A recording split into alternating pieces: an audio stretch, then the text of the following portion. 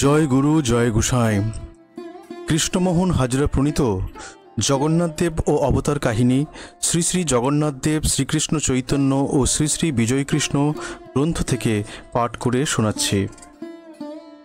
বইটি উৎসর্গ করেছেন গোসাই গণমণ্ডলী এবং সাধু ও ভক্তবৃন্দের করকমলে অর্পিত হইল। গ্রন্থকারের নিবেদন। হিন্দু জনগণের নিকট জগন্নাথ এবং তদীয় মাহাত্ম্য অতি সুপরিচিত, কিন্তু তাহার অবতার এবং ভক্তবৃন্দের সহিত লীলাকাহিনী ব্যক্ত করাই এই গ্রন্থের উদ্দেশ্য। শ্রীকৃষ্ণ চৈতন্যদেবের পুরীধামে নিরন্তর ৮৮ বৎসর স্থিতিকালে জগন্নাথ দেবের সহিত লীলাকাহিনী বিভিন্ন সূত্র হইতে গ্রথিত হইয়া এই গ্রন্থে স্থান লাভ করিয়াছে। তাহার অন্তর্ধান রহস্য সমাধানের প্রচেষ্টা হইয়াছে। শ্রী শ্রী বিজয়কৃষ্ণ পুরীধামে শেষ জীবনে ১ বৎসর বাস করেন। তাহার সহিত জগন্নাথ দেবের সখ্য কাহিনী বিস্তৃতভাবে এই গ্রন্থে উল্লেখিত হইয়াছে।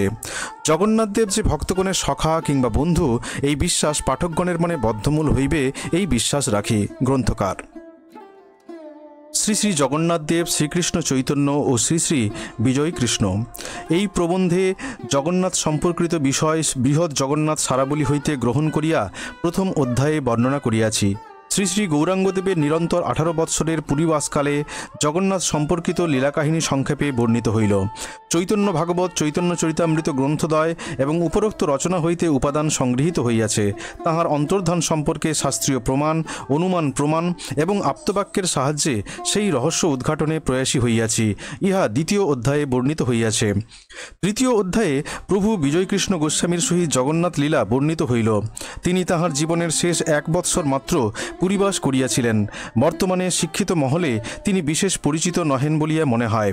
এই তৃতীয় অধ্যায়ে বন্ধুভাবে জগন্নাথদেবের বহুবিধ লীলাকাহিনী সংক্ষেপে বর্ণিত হইল। ইহাতে জগন্নাথ মাহাত্ম্য, তাহার লীলা, পুরীবাসের নিয়ম, করণীয় বিধি ইত্যাদি জানিতে পারিব। এই অধ্যায়ের উপাদান গোস্বামী প্রভুর শিষ্য শারদাকান্তের ডায়েরি হইতে সংগৃহীত হইয়াছে। প্রথম অধ্যায়। এই পুরাণ বৃহৎ জগন্নাথ সারাবলী হইতে জগন্নাথদেবের উৎপত্তি, স্থিতি এবং কারণ বর্ণিত হইবে। কুরুক্ষেত্র যুদ্ধের পর শ্রীকৃষ্ণের অন্তর্ধানের সঙ্গে সঙ্গে পৃথিবীতে কলিযুগ সঞ্চারিত হয়। ইহা লৌহযুগ কিংবা আধ্যাত্মিকভাবে পাপযুগ বলিয়া কথিত হয়। অর্জুনের প্রপৌত্র জন্মেঞ্জয়ের তিরোভাবের পর হইতেই কলির কার্য শুরু হইয়াছে। ফলে নানান ব্যভিচারী ক্রিয়া এবং দুর্বলের উপর উৎপীড়ন শুরু হয়। কলির প্রজাগণ অত্যধিক স্ত্রী আসক্ত হইয়া থাকে। স্বাভাবিক প্রবৃত্তির ঊর্ধ্বে কাম উপভোগ কলিকালে প্রবল আকার ধারণ করিবে। বর্তমানে এই অস্বাভাবিক প্রবৃত্তি স্কুল কলেজে এবং তজ্জন্য হত্যাকাণ্ড নিত্যই প্রত্যক্ষ হইতেছে। পুরাণ অনুসারে মনুষ্যগণ দুরাচারগ্রস্ত এবং অধর্মে রত হইবে। পরস্পর হিংসা, দেশ প্রভৃতি নিজবৃত্তি দ্বারা চালিত হইয়া ধর্মপথ হইতে বিচ্যুত হইবে। কলিকালে যাহার ধন থাকিবে তাহাকে সকলেই মান্য করিবে। অধিক কি, তিনি দেশের একজন চালিকা শক্তিও হইতে পারেন। সত্যযুগে ধ্যান, ত্রেতায় নীতি এবং শক্তি, দাপরে পরিচর্যা ও কলিতে ধনের প্রাধান্য দৃঢ় হয়। দেশের শাসকবর্গ মিথ্যা ছলনার আশ্রয় লইয়া প্রজাগণকে পীড়ন করিবে। শাসকগণ মিথ্যা প্রতিশ্রুতি কিংবা চৌর্যবৃত্তিতে দক্ষ হইবে। তাহাদিগের প্রশ্রয়ে দস্যু দলের উদ্ভব হইবে। শাসন ব্যবস্থায় দণ্ডবিধি লুপ্তপ্রায় হইবে। নানান প্রাকৃতিক প্রলয়ে জনজীবন বিপর্যস্ত হইবে। বর্তমান পরিস্থিতি। পৃথিবীর বর্তমান পরিস্থিতি কেহ যদি নির্ভীক বা নিরপেক্ষভাবে বিশ্লেষণ করেন, তবে বর্তমান পরিস্থিতি উপরোক্ত ভবিষ্যৎবাণীর সহিত সম্পূর্ণ সঙ্গতিপূর্ণ বলিয়া বোধ হইবে। পিতা, মাতা, গুরুজন, বিদ্বান ব্যক্তিদিগের সম্মান নাই। নীতিবোধ লুপ্ত হইয়াছে। নারী পুরুষের সম্পর্কের নিরন্তর অবনতি কিংবা দ্বন্দ্বময় রূপ লইয়াছে। ধনের প্রাধান্য, রাষ্ট্রযন্ত্রের পীড়ন, দস্যু দলের উদ্ভব হইয়াছে। বর্তমান যুগে জঙ্গি কার্যকলাপ ইহার প্রকৃষ্ট প্রমাণ। এই পরিস্থিতির মধ্যে যাহারা অধ্যাত্ম পিপাসু কিংবা মুখ্যকামী, তাহাদিগের জন্য ভগবান কি ব্যবস্থা গ্রহণ করিয়াছেন? কঠোর তপস্যা, জপ, ধ্যান, দেশ, কাল ও রাজশক্তি বিরূপ হইলে সম্ভব হয় না। প্রয়োজন সহজেই মানুষের মুক্তির ব্যবস্থা। এই উদ্দেশ্যে নীলাচলে দারুব্রহ্মের উদ্ভব, নারায়ণের অপিত মূর্তিতে আবির্ভাব। ত্রিধা বিভক্ত এই মূর্তির মধ্যস্থলে সুভদ্রার অবস্থান বা আবির্ভাব হইয়াছে। সেই নরনারায়ণের কাহিনী বিস্তৃতভাবে জগন্নাথ সারাবলীতে লিখিত হইয়াছে। প্রারম্ভিক আখ্যান। মহাভারতের কুরুক্ষেত্র যুদ্ধ ৫০০ বৎসর পূর্বে সংঘটিত হয়। কৃষ্ণের অন্তর্ধানের অব্যবহিত পরে কলিযুগ শুরু হয়। একদা দেবর্ষি নারদ কৃষ্ণের সহিত সাক্ষাৎ মানসে রাজ অন্তঃপুরে প্রবেশ করেন। সেই সময় মাতা যশোদা কৃষ্ণের লীলা বর্ণনা করিতেছিলেন। ক্রমে ক্রমে স্বয়ং শ্রীকৃষ্ণ, বলরাম ও সুভদ্রা তথায় উপস্থিত হইয়া তাহাদিগের লীলা কাহিনী শ্রবণে চিত্রার্পিতবৎ স্থির ভাব ধারণ করেন। সেই মূর্তি অপূর্ব শোভা বিস্তার করিলে নারদ পরম আনন্দ লাভ করেন। পশ্চাৎ তিনি শ্রীকৃষ্ণের বিগ্রহে এইরূপ মর্তে চির বিরাজমান হইবার জন্য প্রার্থনা করিলেন। ভগবান সেই প্রার্থনা মঞ্জুর করিলেন। ইতিমধ্যে কৃষ্ণ ও বলরাম অন্তর্ধান করিলেন। তাহাদিগের পরিত্যক্ত শবদেহ অর্জুন সমুদ্রে ভাসাইয়া দিলেন। সেই দেহ দারুময় রূপ ধারণ করিল। তাহার মধ্যে ব্রহ্মের অধিষ্ঠান হইল। বিশ্বাবসু নামক এক শবর তাহা প্রতিষ্ঠা কার্যে ব্যবহার করেন। পূর্বজন্মে তিনি অঙ্গদ নামে খ্যাত ছিলেন। কথিত আছে যে তিনি শ্রীরামচন্দ্রের নিকট তাহাকে বধ করিবার বর প্রার্থনা করেন। শ্রীরামচন্দ্র পরজন্মে হইবে বলিয়া বরদান করেন। সেই অঙ্গদ পরজন্মে বিশ্বাবসু নামক মহাভক্ত বেদরূপে জন্ম লয়েন। তিনি মন্দির স্থাপন করিয়া বিষ্ণুর প্রতিষ্ঠা সংকল্প করিয়া বিজন বনে ঘোরতর তপস্যায় লিপ্ত হয়েন। তিনি কৃষ্ণের অন্তর্ধানের কারণ।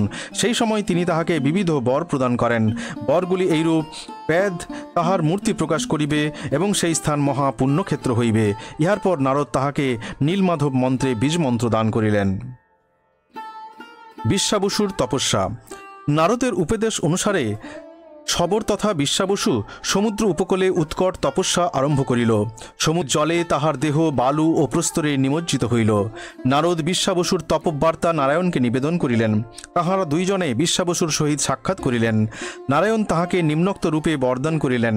বিশ্বাবসুর তপভূমি পূর্বেই সপ্তকল্পজীবী মার্কণ্ডেয়র তপস্যাভূমি ছিল। বিশ্বাবসু হইতে এই ক্ষেত্র প্রবল হইবে এবং তাহা নীলাচল রূপে প্রসিদ্ধি লাভ করিবে। মার্কণ্ডেয়র সময় হইতেই অক্ষয় কল্পবট বিরাজিত আছে। কারণ বাড়িতে পূর্ণ রোহিণী কুণ্ড রহিয়াছে। এই কল্পবট অক্ষয় এবং জীবকে সর্বাভীষ্ট দান করেন। রোহিণী কুণ্ডের জল পান করিলে বিষ্ণু ভক্তি লাভ হয়। কলিভয় নিবারণের জন্য এই স্থান স্থাপিত হইয়াছে। বৃন্দাবনে যেমন শ্রীকৃষ্ণ সদাই বিরাজিত থাকেন, অনুরূপভাবে এই স্থানে বিষ্ণু সর্বদা বিরাজ করিবে। এই নীলাচল ধামে একাশ্রয় নামে বন উৎপন্ন হইবে এবং একটি ব্রহ্মদারু ভাসিয়া আসিবে। সেই ব্রহ্মদারুতে বিগ্রহ মূর্তি তৈয়ার করিতে হইবে। ইহার নাম হইবে নীলমাধব। শ্রী বিষ্ণুর তথায় অধিষ্ঠান হইবে। দিবসে তুমি বিশ্বাবসু তাহার পূজা করিবে এবং রাত্রিতে দেবগণ ইহার পূজা করিবে। কেহই ইহার সন্ধান জানিবে না। বিষ্ণুর এই বরদানের 3 দিবস মধ্যে এক অপূর্ব বন দৃষ্ট হইল এবং এক অপূর্ব নীলাচল গিরির উদ্ভব হইল। গুপ্তরূপে দারুময় বিষ্ণু তথায় বিরাজ করিবে। এই তীর্থ সর্বতীর্থের সার হইবে। পৃথিবীতে বিষ্ণুর বহু তীর্থ আছে, কিন্তু এই তীর্থে বিষ্ণু দারুরূপে সদ্য জীবগণকে মোক্ষ দান করিবেন। ইহা পৃথিবী মধ্যে বৈকুণ্ঠ সমতুল্য হইবে। এই বরলাভের পর বিশ্বাবসু সমুদ্র উপকূলে কাষ্ঠখণ্ডের জন্য সমুদ্র নিরীক্ষণ করিতে লাগিলেন। কিয়ৎকাল পরে তথায় কাষ্ঠখণ্ড সমুদ্রে ভাসিয়া আসিল। বিশ্বাবসু আনন্দিত হইয়া এই কাষ্ঠখণ্ডগুলি অক্ষয় বটমূলে লইয়া আসিল। পরীক্ষার নিমিত্ত কুঠার দ্বারা কাষ্ঠগুলি ছেদনের চেষ্টা করিয়া বিফল হইলেন। অকস্মাৎ স্বপ্নযোগে তিনি প্রত্যাদেশ পাইলেন এই কাষ্ঠখণ্ডগুলি ব্রহ্মদারু। উহার দ্বারা নীলমাধব তথা বিষ্ণুমূর্তি স্থাপন করিতে আদেশ হইল। দেবশিল্পী বিশ্বকর্মা একটি দেউল নির্মাণ করিবেন, তাহার মধ্যে উহা স্থাপন করিতে হইবে। এই প্রত্যাদেশের পর বিশ্বকর্মা স্বপ্নাদেশ পাইয়া দেবর্ষি নারদের সহিত যাইয়া বিশ্বাবসুর সহিত সাক্ষাৎ করিলেন। এই দেশ যে নীলাচল তাহা বিশ্বকর্মা অবগত হইলেন। নারদ বলিলেন, নারায়ণ দারুব্রহ্মরূপে এই নীলাচলে কিয়ৎকাল বাস করিবেন। পশ্চাৎ ইন্দ্রদুম্ন রাজা হইতে এই স্থলে বিষ্ণুর পূজা প্রকাশ পাইবে। ইতিমধ্যে সেই অর্ধদগ্ধ কাষ্ঠখণ্ড হইতে মনোলোভা শোভা বিস্তার হইতে লাগিল। উহা হইতে সুগন্ধিযুক্ত পুষ্প ফুটিল। মনোহর সেই দৃশ্য। তদুপরি সুগন্ধে চতুর্দিক আমোদিত হইতে লাগিল। তখন বিশ্বাবসুর বিষ্ণুর বরদানের কথা স্মরণ হইল। যাহা হোক, তিনি ওই পুষ্পচয়ন করিয়া অর্পণ দ্বারা পূজা করিলেন। পুনরায় আকাশবাণী হইল, নীলমাধব মূর্তি স্থাপন করিয়া নিত্য পূজা করো। সেই সময় বিশ্বকর্মা আসিয়া বিশ্বাবসুকে প্রণাম করিলেন। বিশ্বাবসু তাহাকে আকাশবাণীর বার্তা নিবেদন করিলেন। আজ এই পর্যন্তই। পরবর্তী অংশ পরের ভিডিওতে। জয় গুরু, জয় গোসাই।